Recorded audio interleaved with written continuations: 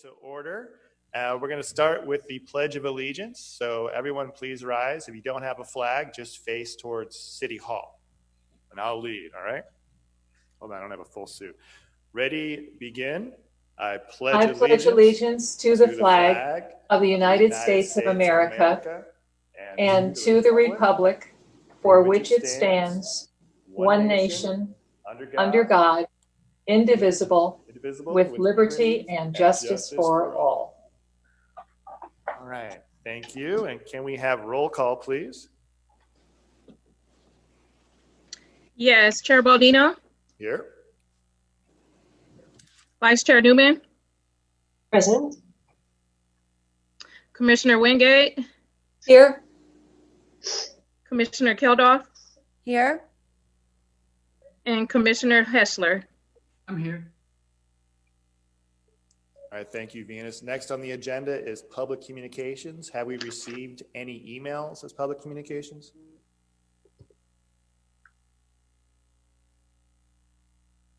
Greg or Venus, have we received any emails, or is there anyone in council chambers wishing to address the Planning Commission this evening? There is none this time. Okay, then we'll close public communication. Next item is a consent calendar, which consists of the approval of the July 9th minutes, a receive and file regarding a zoning code interpretation for Smoky Hollow, and a wireless communication facility. Would anyone like to pull any of the consent items for discussion? Okay, seeing none, I'll accept a motion on all three items. I make a motion all three items are accepted. Do you have a second? Okay, motion and a second. I think we'll do roll call voting to register everyone's vote on Zoom. So Venus, that is want to correct. go through? Okay. Yes. Can I have Chair Baldino? Aye. Vice Chair Newman. Yes. Commissioner Wingate. Aye. Commissioner Kildoff. Aye. And Commissioner Hessler. Aye. All right, carries 5-0. Thank you. Next, written communications. Are there any written communications other than what was in our agenda packet? No, there is no written communications. All right, well, that brings us to agenda item H, new business. There was a public hearing on a determination of precise plan, and I believe the applicant's asking for a continuation until the next Planning Commission meeting on September 10th.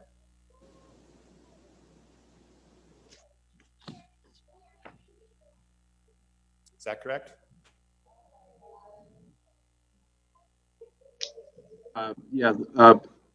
That is actually originating from staff, and the applicant has agreed to that. So, yes, that is correct. Okay. Well, then I'll make a motion to continue this agenda item until the next scheduled Planning Commission meeting on September 10th, 2020 at 5:30. Can I get a second? Second. Okay. And we're ready for the roll call vote on the motion? Yes, we are. 1 second. Can I have Chair Baldino? Aye. Vice Chair Newman? Yes. Commissioner Wingate? Aye. Commissioner Kildoff? Aye. And Commissioner Hessler? Aye. Thank you. Okay, continued business, none. That leaves us with a report from the Planning and Building Safety Director. Anything to report, Sam? Yeah, actually, there's a few things I want to mention tonight. I want to mention that there will be a formal a press release and a formal release of a RFQ for the affordable housing developer. RFQ is going out on September 1st. And if you recall, that was Council's direction to seek an RFQ for a developer that could construct, acquire, or rehab an existing building to build and then to continue to manage and to operate an affordable housing units in El Segundo. So that's going out on September 1st. We expect results in November. And later this year, we hope to go through the selection process. The other thing I wanted to mention is at the last council meeting, council gave us direction to proceed with a RFP to hire a planning consultant to take a look at downtown specific plan. Am I the only one who heard that echo? Yeah, you're okay. I think she muted. So, you know, the downtown specific plan was approved 20 years ago in 2000.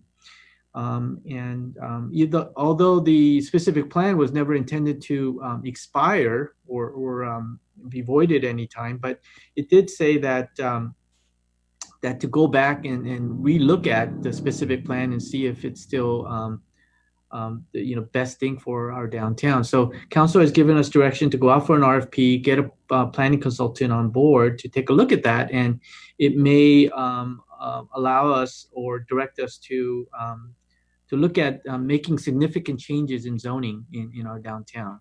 So that's going to go out probably in October, I think it was. And so again, at the end of the year, or in January, we'll get some results on what consultants say about that, or selection process will happen then.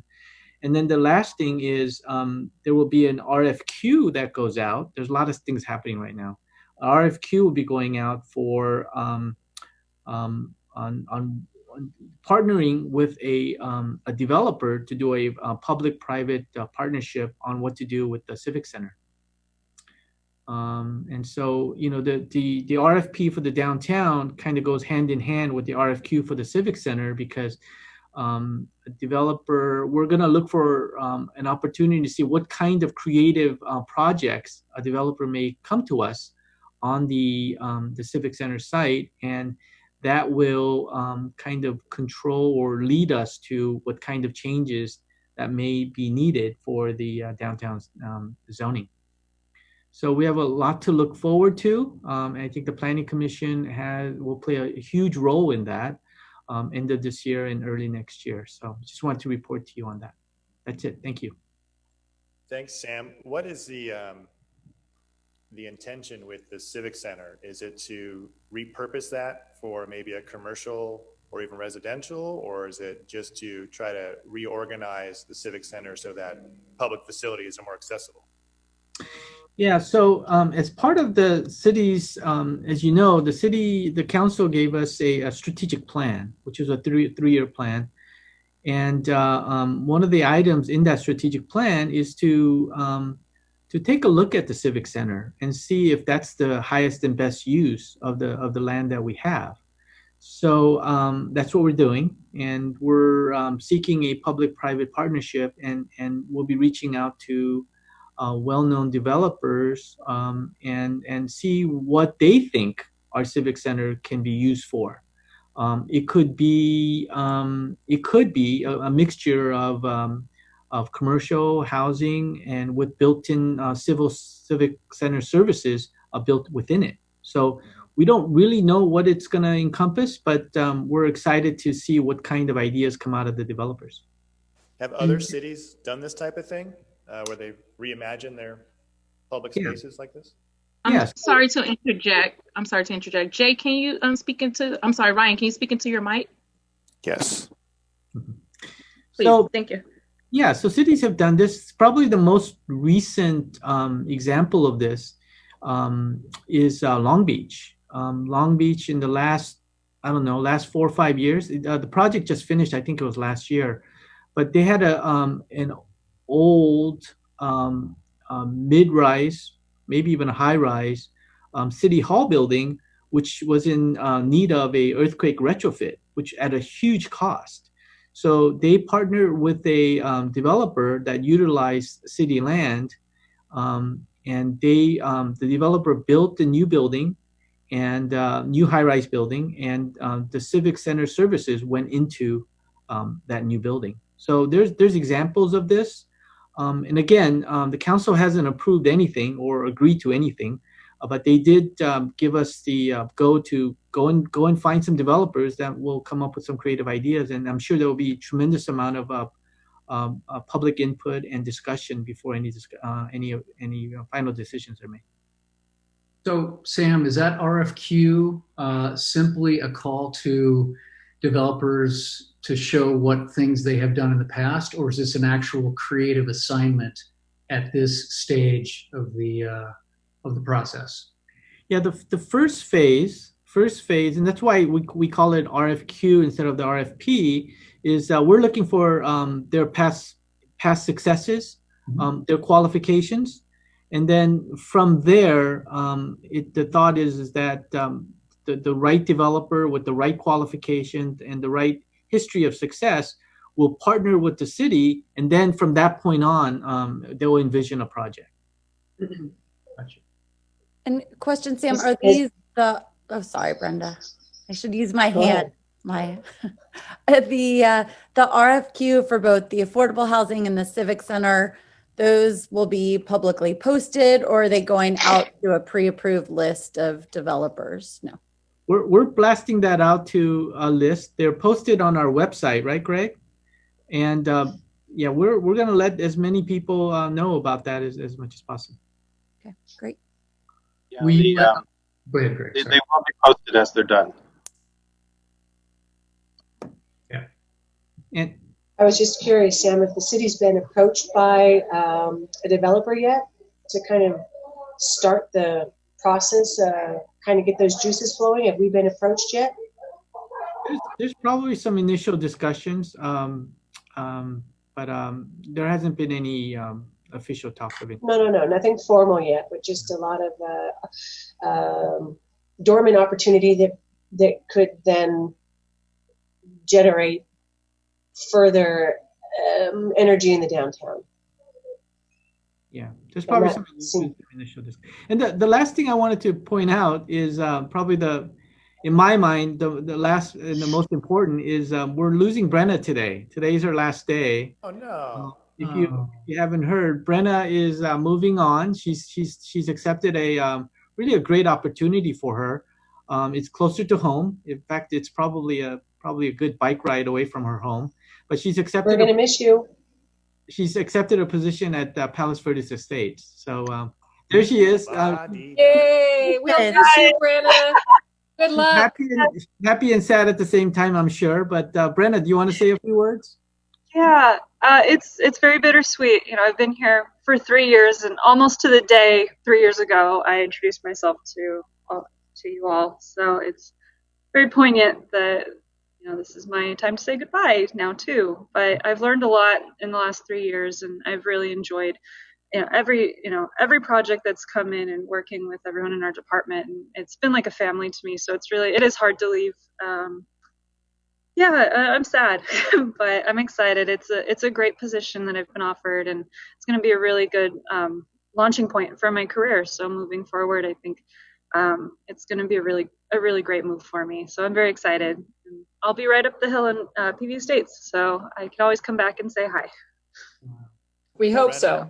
It's been an absolute pleasure working with you, and I am very confident you will succeed in whatever you do. Thank you so much. I really appreciate it.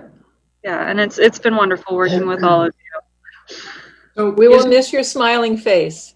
Thank you. Palos Verdes where Elias just came from? Are you guys just sort of swapping? No, so he came from Rancho Palos Verdes. I'll be going to PV Estates, so right by Malaga Cove Library. So more on the northern side of the peninsula. Great. Yeah, very small city. It'll be a 4-person department. Big change from what we're seeing here, and lots of housing. Will you still send us Christmas cookies? Yes, absolutely. I think it's part of my contract. Good to hear. Yes, I'll come by and say hello often. Okay. Well, good luck to you. Congratulations. Thank you so much. Okay, and anything else, Sam? That's it. All right, thank you for that. Next is Planning Commissioner comments. Any comments?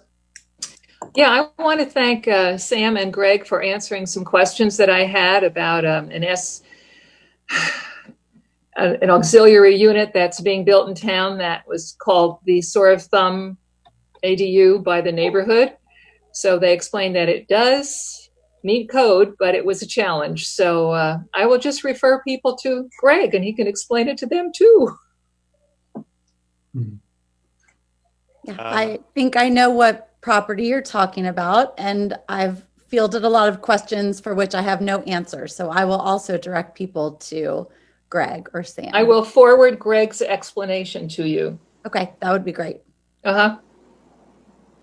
You know, I will forward that to all the planning commissioners. And in general practice, when we have discussions like this, I'll make it a general practice that I include all the planning commissioners in on the discussion. Okay, so and I'll start with this one. Thank you. Perfect.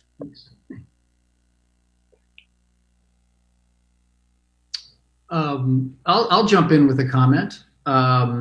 Brenda and I have been working with the Gateway Committee, which is has been tasked with finding artists or sculptures or sign companies to improve the entrance to our community at Imperial and Main Street.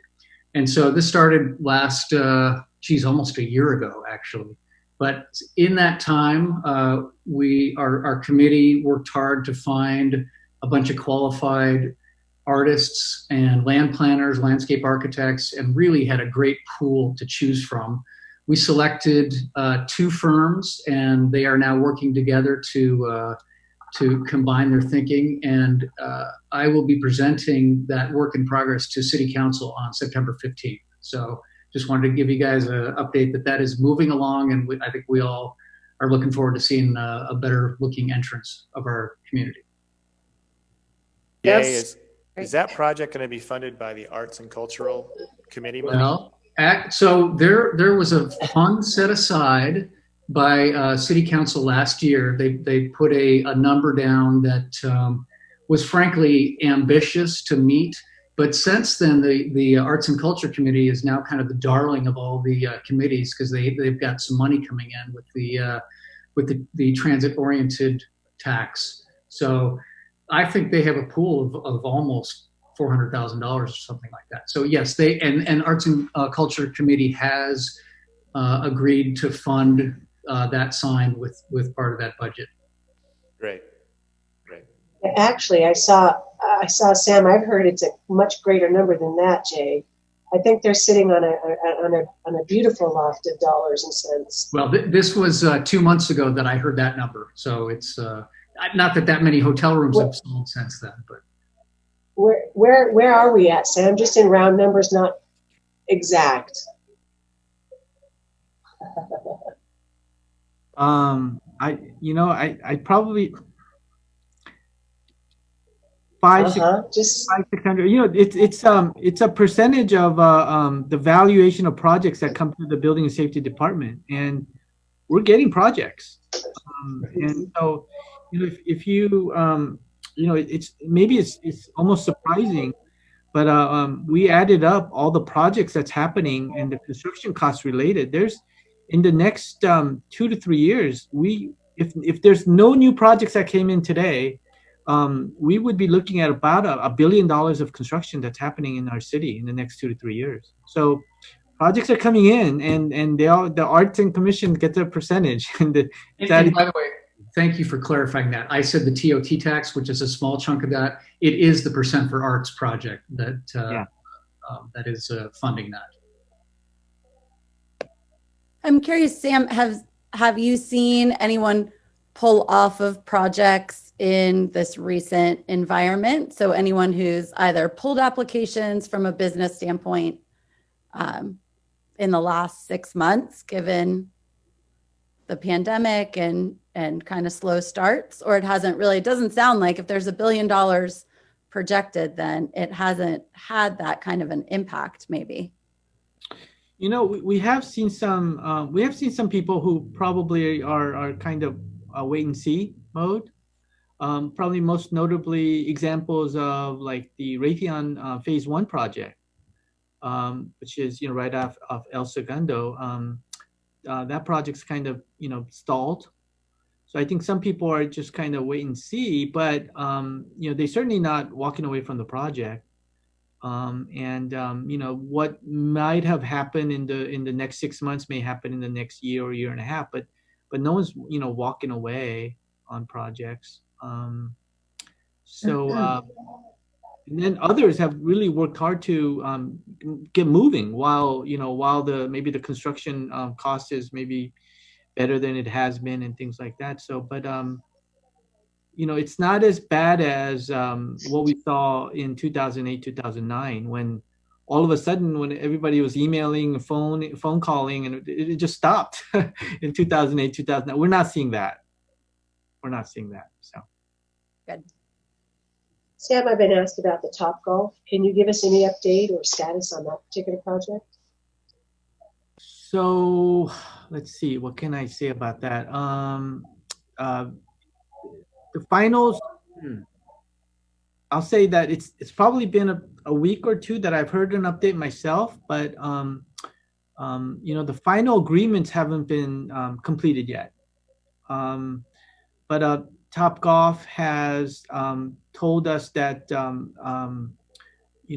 some of their projects across the country have closed down, but a big majority of their projects have just restarted in the last month, I'll say. And so as part of that, they're still excited about the future of what Topgolf will be. And they've also said that El Segundo's Topgolf project is their top priority. So, they've indicated to us that they're fully committed to moving forward. But I think, the specifics of the final sign off and whatnot, it's been a few weeks, but last I heard they haven't done the final signatures yet. But we're hopeful that it's coming in the near future. The permit is ready to go. So as soon as they give the go, there will be some lead time from a rec and park standpoint of letting the people who enjoy our facility to make sure that transition happens smoothly. But I'm hopeful that things will happen soon.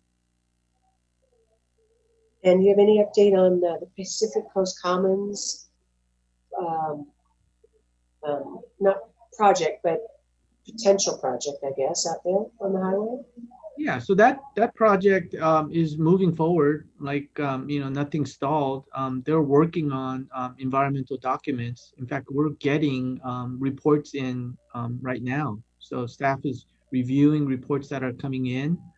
I don't have the specific timeline, but that project hasn't slowed down because of COVID. And then, and back to affordable housing, there will be a negotiated percent of that particular project that will contribute to the affordable housing that El Segundo needs to meet. Yeah, we believe that discussion will be part of the project. The final numbers or final discussion hasn't been disclosed yet.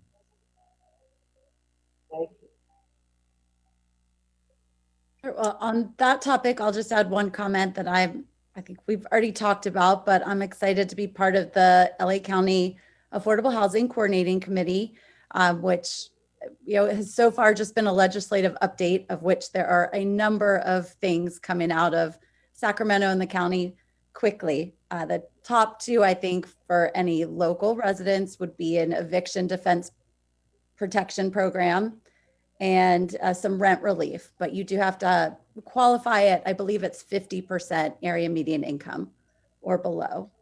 But then personally, what I've enjoyed is that you get these snippets of really things just going on in the county at large. So some of our neighbors, far and wide. And one thing I noticed, and I'm curious if anyone at staff has fielded any questions about, it looks like there's something in the works against the Manhattan Beach restrictions on short-term rentals. And I'm curious if that is anything from a legislative perspective that's touched our doors yet. And it has to do with the Coastal Commission not approving, I think, and I could be butchering this appeal that's going on, but there is a pushback on the restrictions on short-term rental, and it has to do with the city not getting sign off from the Coastal Commission, I believe. Those comments don't surprise me. I don't know the details, but the cities where they are impacted by the Coastal Commission, there are times when they have to go through them to get certain approvals and whatnot. And there has been some pushback from the Coastal Commission related to how cities were handling short-term rentals. So if there's been some recent discussions about that, it wouldn't surprise me, and we'll certainly look into it. And if the Planning Commission wishes, we can report back at the next meeting. Greg, have you heard anything?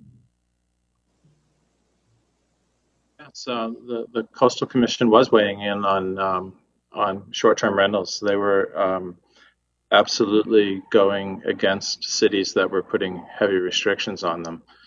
It's not very relevant to El Segundo because our coastal area is just a strip along the beach, so they weren't going to have an impact on us. But cities that were banning them that are in the coastal areas, like Manhattan Beach, we're running into significant problems from the Coastal Commission. That's true. Coastal Commission loves short-term rentals. Public access.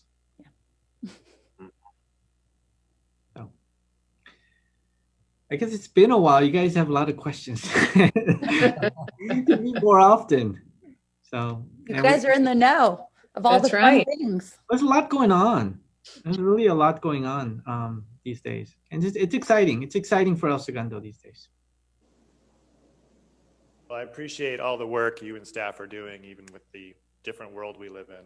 It's nice to know the city's still working to make accommodations, and what I'm seeing with the dining outdoors and all that, whatever we can do to help businesses and people in town to get back to normal, I'm all for it. So good job on that. On that note, we'll be reporting to council on how many and how we're doing, and we're going to be presenting to council at the next council meeting on that subject matter, and giving us some directions on what to do probably after January and moving forward. So Great. Okay. Any further comments? All right. Nice to see everybody. Yes. Yeah. Very Good to nice see to your see you faces. all, even if it's on a screen. And that brings us to adjournment. Our next meeting is September 10th, 2020 at 5:30 on your local Zoom channel. And we are adjourned. Bye, everybody. Bye-bye, everybody. Bye. Stay Have a good healthy, stay day. healthy and happy. Good night.